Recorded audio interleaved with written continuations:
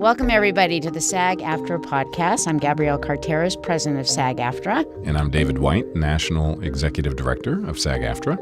And today's guest is...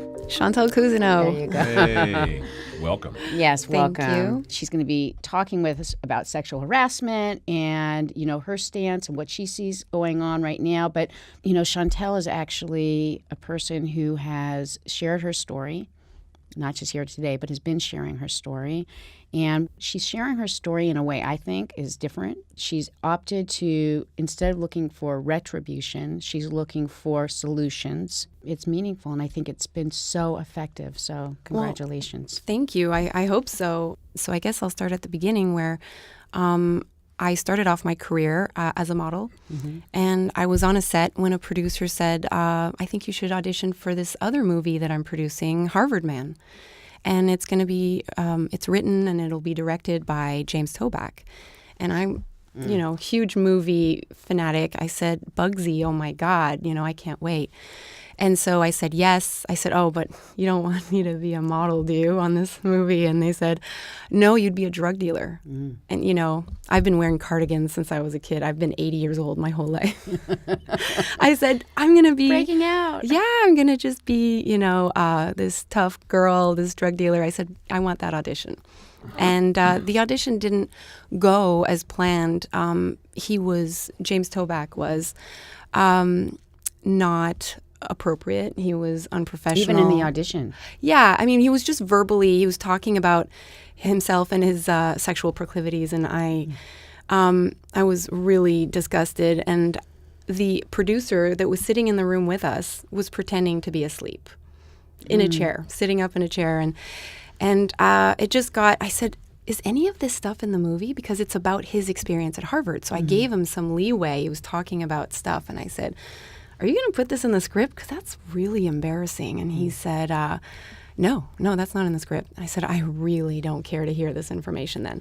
And he kept going. And when it didn't get better, I said, I don't think there's even a role in this movie for me. I think you're just being inappropriate just for yourself. And so I got up to leave the room. And when I got to the door, he said, calm down. You got the part. And I did not believe I got the part. I said, I'm going to go anyway. This conversation is not continuing even if you give me the part. And 3 days later, my agent said, did you book a movie I didn't send you on? Because this is a modeling agency. Mm-hmm. And I said, I guess so. And so you're going to be shooting in Toronto and in Boston, and, you're going to do a movie. And I couldn't believe it. And I just thought, maybe he was testing me. Maybe he wanted to see, maybe this movie is very uncomfortable. He wanted to see how I navigated that. And so I gave it, the best opportunity to succeed. But when I showed up on set, we did rehearsals, and it was a long monologue, and he masturbated during my rehearsal. These stories are unbelievable. I know. It's really, it's actually stunning. During the time that you were going through the rehearsal, how did you know? Were other people around? Or? Oh, yeah. The whole crew was there. I was doing the monologue. The camera was very close to my face, and we were in a pretend dorm room in a studio, so it was very quiet. He was wearing windbreaker pants. So he was on the other side of this fake wall, and you could just hear him rubbing up on these windbreaker pants. It was very clear what was happening, and when he finished, he cut the rehearsal and said that we were going to shoot in 15 minutes. And I looked around, being the youngest on set, and just looked for an adult to be horrified. And nobody was saying anything. And I later found out that they thought that I had some kind of understanding of what was happening, that I was a consensual participant in what was happening. In his masturbating. I do think that's an important story, but we should say he's somebody who's been in the press. He was part of the, that whole breakout time. Well, what happened was Harvey Weinstein had fallen from grace, and I said, oh, let's see if someone wants to hear this story about James Toback. So I tweeted, and I'd never tweeted before. So I tweeted. I didn't know that. Yeah, I had 10 followers, and they were all cousins, So I said, does anybody want to talk about #James Toback? And 7 women liked my comment, and none of them were my followers. And so I followed them, and they followed me back. And I said, is there a reason that you liked a stranger's comment? And they said they'd been seeking out the hashtag when Harvey Weinstein fell from grace. And so one of them suggested that we talk to a reporter. And when we found a reporter, over the week, we had all tweeted out, does anybody want to talk about James Toback? And by the end of the week, we had 38 of us. Wow. And so we talked to the reporter, and the LA Times article came out that Glenn Whipp wrote up, and within 48 hours, there were 395 of us. 395. I suggested we stop counting. Right. After 395 victims, but you were one of the few people who actually ended up working with him out of that, right? These were stories. I was the only one. Right. And I think the other person who worked sort of with him was the casting director of Harvard Man, but he fired her when she tried to put a stop to the inappropriate audition process. Really? That he was doing. Yeah, because most of the assaults and sexual battery and sexual harassment happened during the auditions. So I wanted to lend my voice to the fact that, yes, I actually booked it, so it's not this disgruntled actress situation. I said I worked with him, I booked the job, and I really wish I hadn't. So I want these women to go, but what if I had booked it? What if I could have navigated it differently and got the part? Would my life be different? And I say, for a predator, there's just redirecting. He'll do it to someone else, or he'll do it to you later. You can't control a predator, as the victim. Right. There's nothing you could have done. The only thing is if you hadn't been in that room, but he would have found a different room. We know that that predatorial kind of thing in that serial is not normal. That's not. I mean, those are the outliers, right? It's the day in and day out, of how to work and function as a performer in this industry or as a woman in the world, and and the things that happen aren't usually or necessarily from somebody that extreme. Yeah, I get that it's not the norm, but it is not as rare as people believe it to be. People testing the boundaries and finding the most vulnerable person to prey on is something that happens in all industries. They do something, they see if you report it, they see what the result was, if there was a consequence. Predators do get bolder over time. And so what I saw in James Toback was someone who is compulsive. So he had a playbook, and he went through his playbook. And after the story came out, he spoke to Rolling Stone. It was like an audio tape of him saying, these women are all liars. I've never met any of them. And if any of them had ever worked with me, they wouldn't be saying this. And I was one of those people. And so, we're just, that's the James Toback story is just a part of a huge movement, and my part as a woman is so multifaceted in the fact that I've navigated sexual harassment on so many different levels my whole life. And I don't think that, I hope that moving forward we raise our kids to not navigate sexual harassment. Have you experienced retaliation as a result of speaking out? And I think it would be good for the audience to know the truth about those huge fears that sit on the shoulders of people who are assessing whether or not to come forward. Has anything happened to you as a result of this? Well, I think as far as our industry is concerned, it's hard to ever tell if you are being retaliated against, or if I cut my hair too short, or if someone puts on or loses weight, or whatever have you. I haven't worked since I came forward. Is that right? And I used to shoot up to 10 commercials a year. So I don't know if it's not as fluffy to have me selling a product. When you Google me, you're not seeing all of my spots. You're seeing me talk in front of the Senate and testifying to legislative reform. So I don't know that brands are, necessarily, moving away from me because it's not, it's not pretty. But to be associated with that. But I can't tell if I've been retaliated against, but I have not worked since. So I think that's so painful. The fear is real. Well, it is real, and go on, David. You want to say something? Then I'm going to ask her something. You clearly have continued in your march towards advocating on this issue. Do you have insights for others in light of what you have experienced? Right. Well, I think that if you're ready to talk, you should talk. If you're not ready to talk, you should seek out resources to help you at least deal with the self-care process of moving forward after you've been injured in any way, emotionally, physically.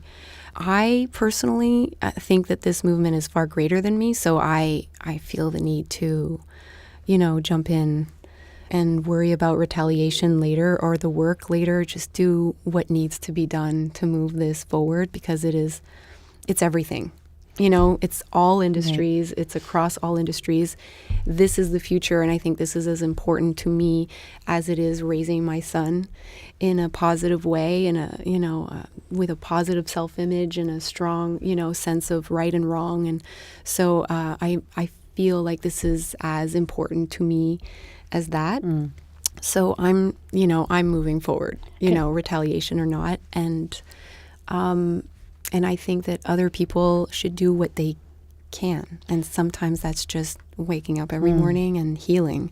So if for those people who can't come forward, I got you, and the union's got you, and, and we're moving in that direction where, we hope that you get to a place where you can come forward and speak up and change. That's great. I think it's... Thank you for sharing that. Yeah. Really, you actually went to speak to the Senate Judiciary up in Sacramento. Yeah. Why don't you just say quickly about the law that you were looking to help affect, and you did? Right. Well, I was speaking to SB 224, which is one of a series of bills that are meant to extend the sexual harassment protections in California. And so, several senators are looking to create a bundle of bills that address this issue. And they're all under the hashtag Take the Lead. And that was one of them. And I wanted to speak to my experience of sexual harassment in the workplace and how, what that looks like to people who don't understand the topic. I went and, under your encouragement, to speak in front of the Senate. I'd never spoken. You had to say what happened. Wait, it's just because it was too good. Towards the end? Yeah. Can you just share that part? Because I think this speaks to her power to really. Well, so great. I don't quite know that I knew that was power, but at the end I spoke longer than I was given. I want to be respectful because we've kept everybody to 2 minutes all day long. I absolutely recognize both your point and mine. So I will just add to that since I shared my story in print in the LA Times a few months ago, 395 women have come forward about this one director's actions. This is one director. I feel a great deal of responsibility to speak on their behalf. That you could be stopping a great deal of exploitation by just a few more, closing a few loopholes to the existing law. Thank you so much for your time. It was really important for people that did come forward to share their James Toback story, that they see themselves in me sitting there, because that's what this whole movement is about. It's the people that are in front of the microphone are speaking so that you are heard. The willingness to come out with stories about your own personal experience is so unbelievably courageous. So we're not simply appreciative of your coming here to talk about it, but the work that you have done and your willingness to speak out on behalf of others as well as yourself is really remarkable and should be noted.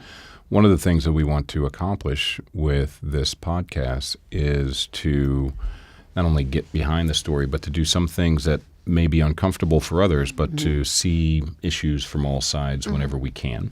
So James Toback is one of many individuals who has been accused of a particular act.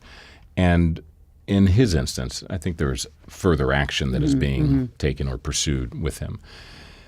Do you have any thoughts about when someone who does have a story to tell should feel more comfortable or less comfortable putting a name out there in a space where the other person may not have the chance to respond or to defend themselves? Does any of that go through your mind, and do you have any, insight into that? Because part of the conversation that we deal with as an organization that both advocates on behalf of people who are victimized by predators, and in certain instances are called upon to protect the due process of individuals who are accused, who are also our members within an employment setting.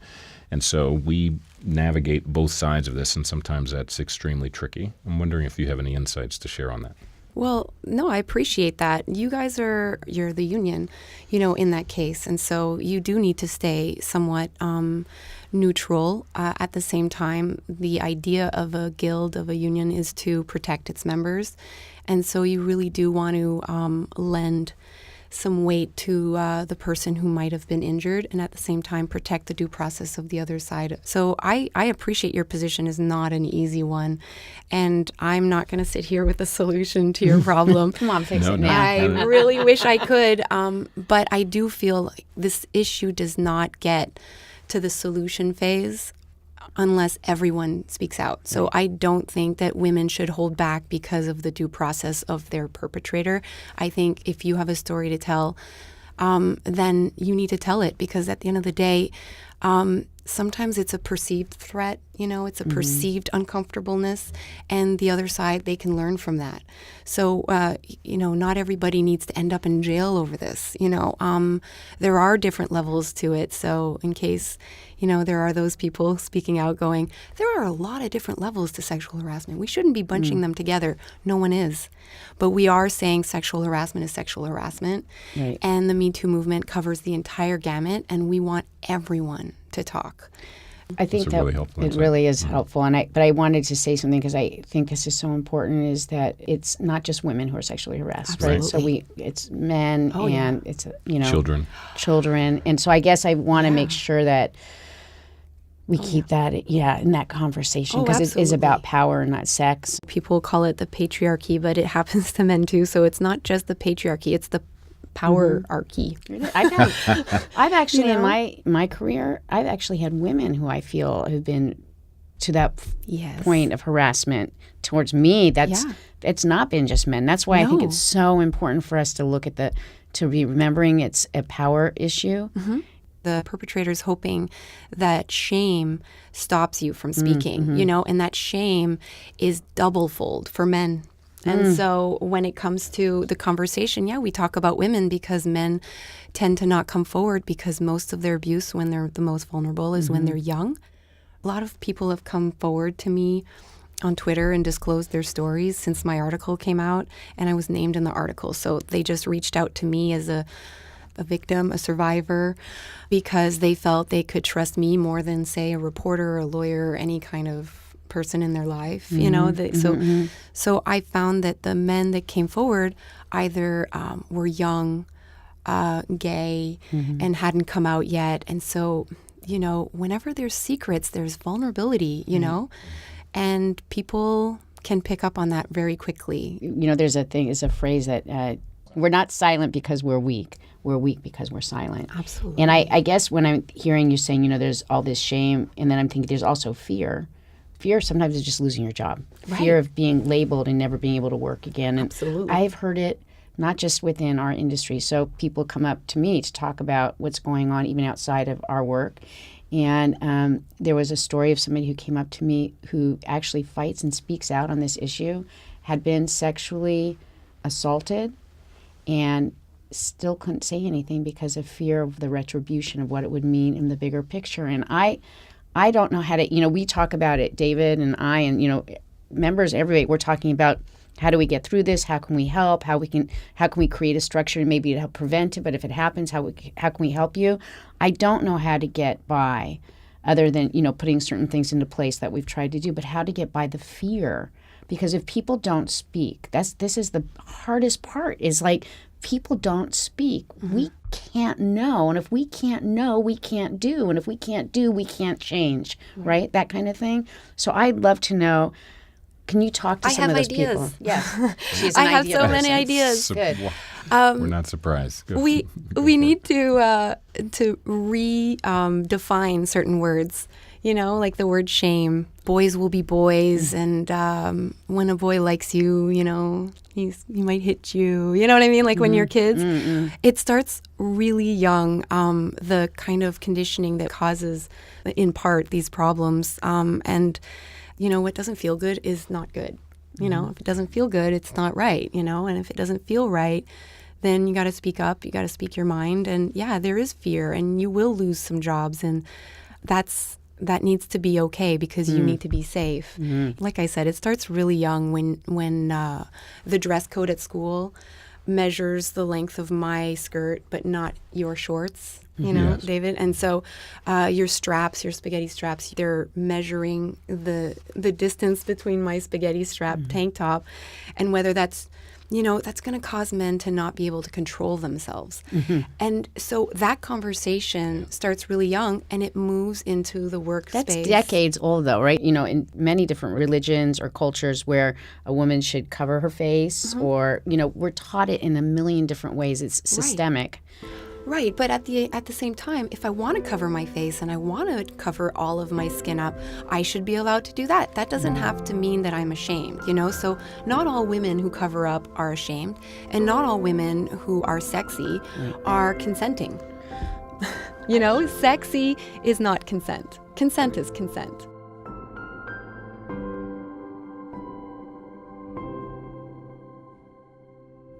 In the fall of last year, the late summer, early fall of last year, was an avalanche of information and requests and demands coming to our doorstep about what we were not doing and what we should be doing. And what are we doing? And Right. questions about what are we doing. And so we had a great deal of activity around that time. And the summary result of that was we came out with a program that we called the 4 Pillars of Change. And pillar number 1 deals with rules and guidelines and written materials. And pillar number 2 deals with training and empowerment of our members. So there's a set of activities that we have that flow from that pillar.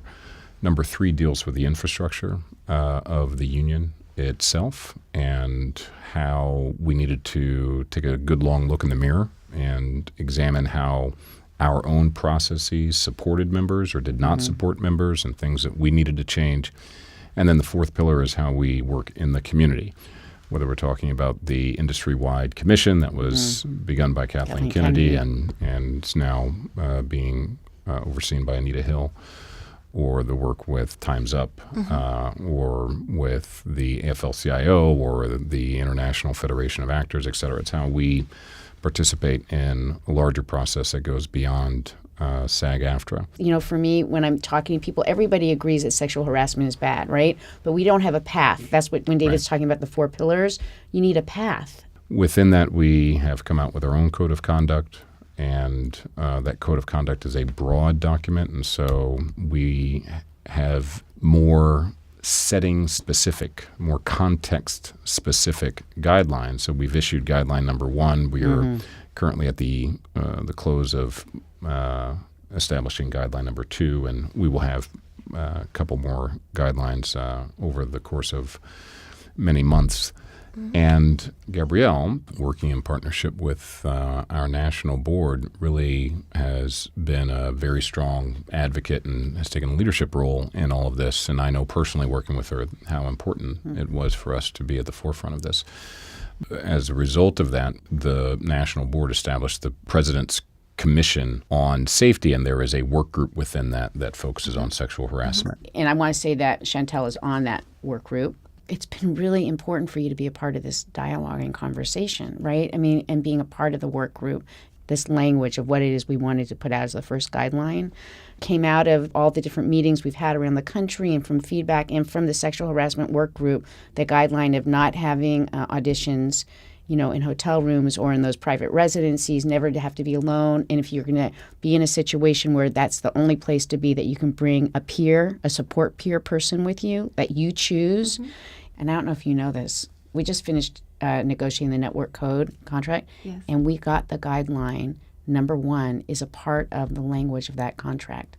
That was major. That's huge. That's Yeah, really because major. you're including everyone. I'm going to take my hat off to David on this one, though, because David actually talked to the employers and started talking to them about if we're all in agreement on this. And you should tell the story, David, because I think it's just I awesome. will, but any sunlight that comes on me is reflective of the work of so many expert staff and supportive board members, and so we're voices for a larger group of decision makers, and I think that's always important as representatives of the union. Like, it is a collective, and for so much of this, you cannot get this work done without collective action. You cannot do it as an individual, and our choice has been to, as much as possible and wherever possible, to do that in partnership with other industry stakeholders. And in this instance, I was able to, several of us were able to go out and to speak with producers and agents and casting directors and others, and to say, this is what we're thinking,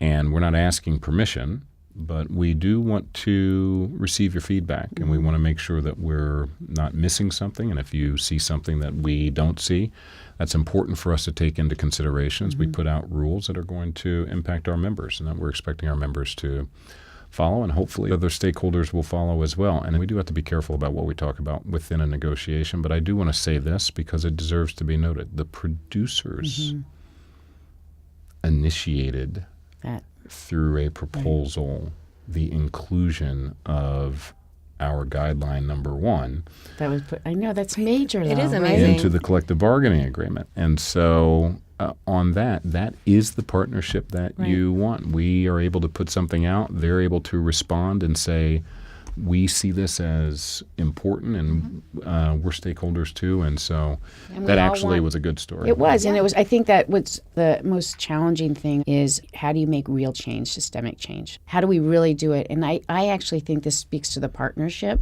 of people being open and committing to it. And it is partly the industry, them saying yes and supporting the employers doing that was major. But what's really great is, when I've talked to people, the idea. Like, everybody says we all agree you should never have the audition, you have to be alone in an audition room. But the fact is, it never changed, right? It's been on like this for how many decades since, I guess, acting's ever been. The idea that you can have a piece of paper and say, this is guideline number 1, I'm sorry, I know you've asked me to do it, but this is my right. Yeah. That's something that's empowering, to intuitively know something and then to be able to execute in a way that you feel safe and protected and empowered. That's Yeah. Yeah. Because Major. those it's about limiting the retaliation possibility. Right. Because at the end of the day, if it's the standard, when we were trying to change the standard, and so you don't know how to change the standard if not everybody is talking. But the more people come forward and explain how it happened to them and what made them vulnerable to someone like that, it educates your next move as a union, and so I keep telling people, like, don't just tell me, call the union and say it, off the record. You just want to tell your story. That information is priceless for the future. Not everybody gets that instant gratification that people are looking for so often, and that's, police, handcuffs, the person goes to jail. But there is an opportunity for things to unfold the way they're meant to, and sometimes that's slower, but, it is for sure not going to move if nobody talks. right. Right. So great. You mentioned people calling the union. It's a good opportunity to let people know, when we first took a look at ourselves and received a good deal of feedback from many people, that when they called the union, they weren't calling because something was happening in that moment.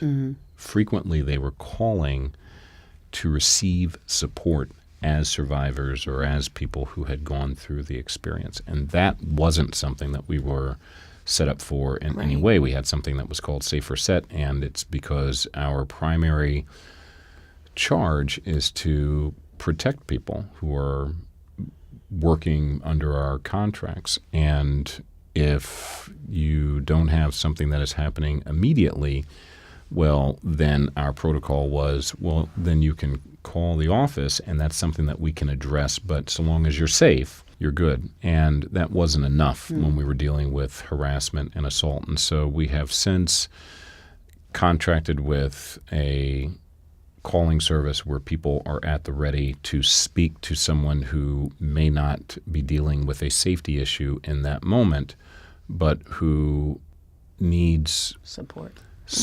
and to be talked with until they can get to a deeper resource that can work with them. We have also contracted with the Actors Fund to have people who are at the ready 24/7 who can be the person that you can go to. So you can call and have someone say, I'm going to talk to you right now, and then I'm going to send you somewhere. And then we have a place for them to be sent that we've contracted with. And we're very comfortable with the resources that we have available right now, but we also are in a learning mode and want to see how is it used. Is it enough? Do we need to do something more or adjust? So it's an exciting time period, but I wanted to state that because not everyone realizes those resources are available to them, and we want to make sure that people do. Right, and you find out about those resources when you call. And at the end of the day, it just happened. People started believing, men, women, and children coming forward with their stories. We can't fix how things were done in the past, but we can always grow and continue moving forward. As honest as we can be and as open as we can be is how safe we can be. When we don't really look at it for what it is, then we start to own it in a way that paralyzes us, right? So I think that's why it's really important for us to have this conversation. And to keep having this conversation. The more people talk, the more 3D the solution becomes, because, the two-dimensional is just a judge, jury, hammer, and done. Then you think someone nothing changes. walk, nothing changes. Exactly. This isn't about one person. It's about an entire system that needs, plausible solutions, long-term solutions. Absolutely. I think you're awesome. That's you can see that I'm just like cavelling. Yes. But Well, we can't thank you enough for being willing to come out here and volunteer more time to share insights that will surely be very helpful to people who are thinking about the issue, certainly to those who are struggling with the issue. And thanks for being a member of SAG-AFTRA and such a great advocate. and a Thank voice. you. I have to say, you're making a difference. I don't know. I guess in the end of the day, right? What else we have left, to do in this world is to make a difference. And you are really making a difference in the lives of not just our members, but people outside of that. And for everybody out there, I would say you're not alone. We have resources. We have the hotline. You can call and we'll help as the best we can. But it will start with you telling your story. Yeah. And there are safe ways to do that, retaliation free. That's right. Not everybody has to call, the LA Times, but there are a lot of different resources. But call the union and find out what they are. And that way you know what your personal next step is. Thank you so much. Fabulous.